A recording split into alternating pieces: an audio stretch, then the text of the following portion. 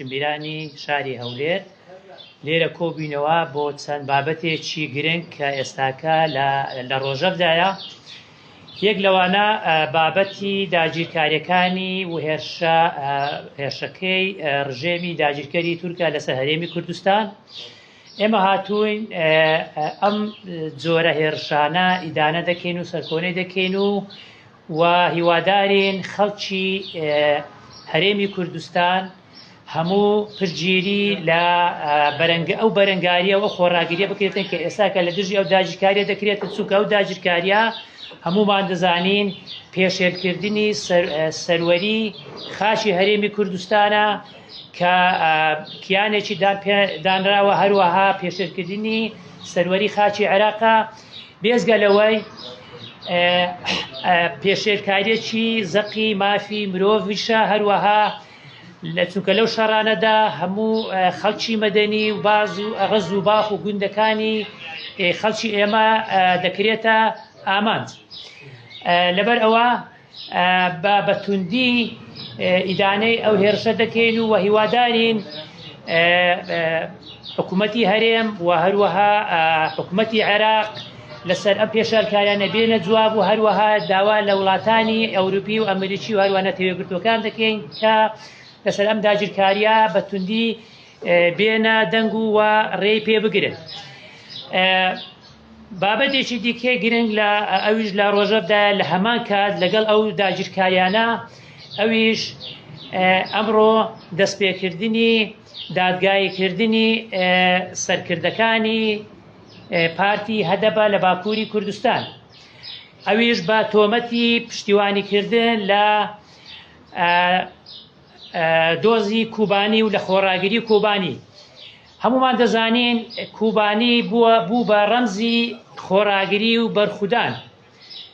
نەک تەنها خەڵکی باکووری کوردستان، نەک تەنها هەدەپەیەکان، ئێمە هەموو خەڵکی باشووری کوردستان، حکوومەتی هەرێمی کوردستان،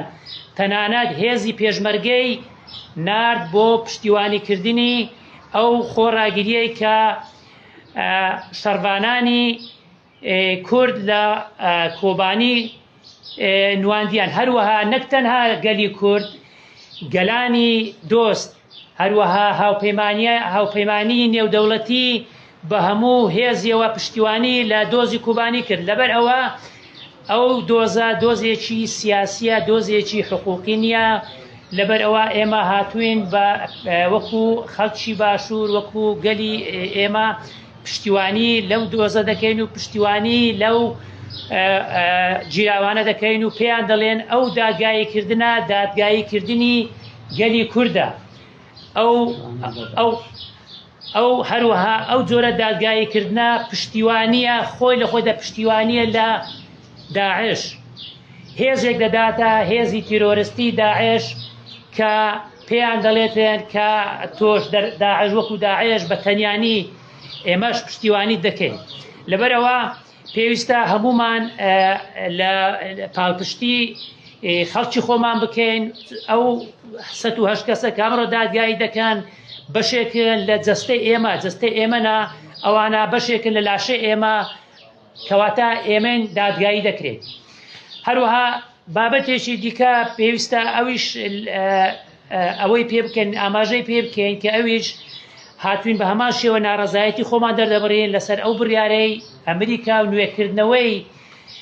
ئەو خەڵاتەی کە بەناو داینایە بۆ ئەو سەرکردانەی کورد وەکو خەڵاتی مادە پارە داینایە بۆ ئەو هەر کەسێک شوێنی ئەو سەرکردانەی کورد دیاری بکاتن. ئەمە خۆی لە خۆیدا پێمان دەڵێتن دووفاقی، دووڕوویی ئەو هێزە نێونەتەوەیانەیە بە دەرەجەیەک و هەروەها ڕاستگۆنین لەگەڵ ئەو پرەنسیپ و ئەو بانگەشانەی کە دەکەین کە گوایە پشتیوانی لە مافی گەلان دەکەن، پشتیوانی لە خەباتی گەلان دەکەن. ئێمە پێیان دەڵێن و بە هەموو ئەوانە دەڵێن کە ئەو جۆرە با بڵێن پاداشت و ئەوانە دەکات، پێیان دەڵێن ئەو سەرکردانە ئێمە لە ناو دڵی ئێمەدانە، لە ناو دڵی 50 ملیۆن کوردانە. لەبەر ئەوە ئەو بڕیارە شتێکە ناو کورد پەیدا دەکاتێن، ئەویش هێڵی خیانەت، هێڵی جاسوسیکردن بە سەرێکتری زیاد دەکاتن. ئێمە بە توندی ئەو بڕیارەش ئیدانە دەکەین و لە دژی دەوەستینەوە و بە بڕیارێکی با بڵێن دژی مافی مرۆڤ و دژی نەتەوەی کورد دەزانین. سوپاستان دەکەین. سپاس دکم. مرحبا. از دەستپێکی سلااو و ڕێزی خۆش کەتکاری چەپەمەنی را پێشکەش دکرد ji bo hatinawe spas. Belê heval bas kir yani rastî di rojevê de gelek mijarê giring hene. Li belê du mijarê me sereke îro hebûn ji ber wî yekê heval hatin serlêdanê me jî kirin ji bo hatinawan jî spasiyê xwe pêşkêş dikin. Wekû tê zanî ev nêzê me hekî bû serlêdanê me li hizbê vê derê hebûn, civaka sivîl hebûn, li kesê medenî hebûn ji bo doza li hemberê HDP hatibû vêkirin. Ji bo qapatkirina HDP hatibû vêkirin. Me piştgirî hemî civaka başûr ji hizbê siyasî û pêşengê leheng xast. Belê vê hêlê de jî rastî piştgirîkî gelekî xwert çêbû ji me re. Me jî hemî endamê me jî û partî û rêxistinê me jî hêzekî gelekî mezin jê girt. Em ji bo vê yekê jî spasiyê xwe dikin. Îro doz dest pê kir wekû tê zanîn li Enqereyê îro dozê dest pê kir. Rastî destpêkirina dozê de jî gelek pirskirêk çêbûn. Nehîştin hevalê me bikevine mehkemê, nehîştin parêzwarê hevalê êgo hevalê me êgo partiya me HDP ku di parêze nehîştin bikevin salona mehkemê û sabûnmê xwe bikin yani piştgiriyê xwe bikin. Bi awayekî tundî bi şîddetekî terora em bêjin polîsa dîsal hemberê hevalê me dan meşandinê bixwe yani heyeta mehkemê dozgehê bixwe derheqê hevalê me de darezandinekî kir. Yani em vê tiştê jî şermezar dikin. Ji ber doza li hemberê HDP hatiye vekirinê ne tenê li hember HDP'ye li hemberê hemî civaka sivîl û demokratîk a sosyalîst e mafdarê kesê ku em bêjin mafê Kurd, mafê kesê bendest, mafê însan mirovatiyê di parêze hemî kesa li vê hêlê de piştgiriyê xwe diyar kiribûn û vê alê de jî kampanyekî îro namnetewî dest pê kir. Li vê alê de jî em bêjin kirinê ku li hemberê HDP îro hate kirin li hemberê hemî kesa hate kirinê. Em vê tiştê li vê derê dubare şermezar dikin. îro 28 hevalê me girtîngehê de beşdarê vê ewkê bibana, mehkemê bibana, dozê bibana. Ama doz tenê ne 28 kesê girtiye 108 kesin tên darizandin. Di şexsê wan de hemî kesê Kurd wek ku heval Mamoste Qasim jî anî zema. Rastî doz navê dozê doza Kobanê ye zaten. Doza Kobanê be doza cîhanê ye. Doza hemî gelê Kurd e. Doza çar parçê Kurdistanê ye. Ji ber ku berjewendiyê çar parçê Kurdistanê di Kobanê de hate parastin. Ji ber ku mafê mirovayiyê di Kurdistanê de di Kobanê de hate parastin. Tenê ne gelê Bakurê Kurdistanê û Rojava di Kobanê de em bêjin gelê wê derê parast li hember faşîzma Daişê li ber çetê Daişê ne tenê wana berxwedan kir li her çar aliyê dünyayê kesê medenî, kesê çalekvan hatin vê derê doz kirin, piştgirî kirin, di nav şer de şehîd jî ketin. Yani ji ber wê dozekî cîhanî ye yani. Doza hemî gelê Kurd e rast e ama doz cîhanî jî, dozekî navnetewî jî vê alê de jî em dubare lîsta şermezar dikin. Mijarê din jî heval anî zaman rastî îro axa Başûrê Kurdistanê dîsa dibin dagerkeriya faşîzma Tirka da ye.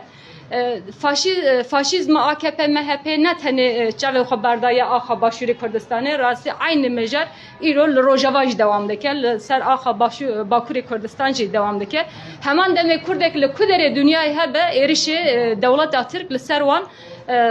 devam dike û esta jî li hemberê vê êrişê jî em bêjin berxwedekî bê hempa li qadê gerîla heye. Li belê doza tenê ne gerîla ya ne bi berxwedaniya gerîla em bêjin eva faşîzma AKP MHP ê were şikîneştin gere berxwedaniyekî civakî hebe, gere berxwedaniyekî siyasî hebe, gere berxwedaniyekî netewî hebe, bi rihekî netewî em dîsa doza xwe têkin yek netewîya xwe ava bikin îro em dixwazin dê bankewaziyê jî bikin rastî. Di nav hezbê Kurdistanî da, di nav rêxistinê Kurdistanî da, di nav kesê Kurdistanî da, di nav civaka Kurdistanî da gere rihekî netew were ava kirin. گره برحه کی نتو برخوادانه کوره درست کردن هر در دنیای هر چهار پارچه کردستانه کو سرکفتنه کی ام دست بخن لحمو قزنج کردان ایرو باشور باکور روجلات روجاوا لکرهنه به هدف دولت ترکیه دایه دولت ترک راستی تک شویه فاشیزم دولت ترک ایدور ناف خدا تک شویه به هر آوای قیران جیانده که عالی عبری عالی سیاسی عالی جواکی عالی حزبی به هر رنگی قیران جیانده که دخازر سروان قیران خو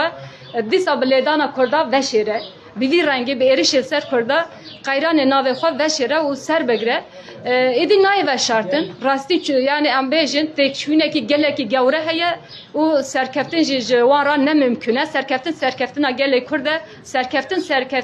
گله می برخوادره و ام دوباره د بیژن د جواک و سیاسی و ریخستن کردان دا گره دیسا دانشندنه کی جبوی رحکی نتو دوزکی نتو و هلوستکی نتو وره آواکرن کو ام بکاربن و داگرکاری بشکینن و سر آخا کردستان همو دجمن کردان در بکن سلاو و رس من اگر بسیارک دباره کوبانه کم و دادگاه کوبانه چه پیونده که با بریاره دادگاه ترکیه مثلا تحسینی هدفات که دولت شکستیه نه هدفات دابکره ایسا پیتاوانی برگهش که جانویش تاک لکسیاتی سیاستانی ناو هدفو چالکوانان بدن لا وزارتنیش بزیکن هم پیونده که با yani من tam فهم نکرد بین دوزا کوبانه و بریاره دادگاه ترکیه هدفه داشتن هدفه رد کردی بەرێ هەوڵدا دابخات بەرێ هەوڵدا دابخات ئێستا گرتنە هەدەفی بە دۆزە کۆبانێ بە گرێدایە بله yani ام بیشین گرتنا yani دوزا سر هدف هاتیه بکرین آنها نه تنی دوزا کوبانه لهمبری همه اندام هدف دوز هاتن ذکرن و دوزا قاپات کردن ایجی بری ویدا اولی ویدا دو هفته اولی دادگاه ترکیه او دوزا شوندا وگران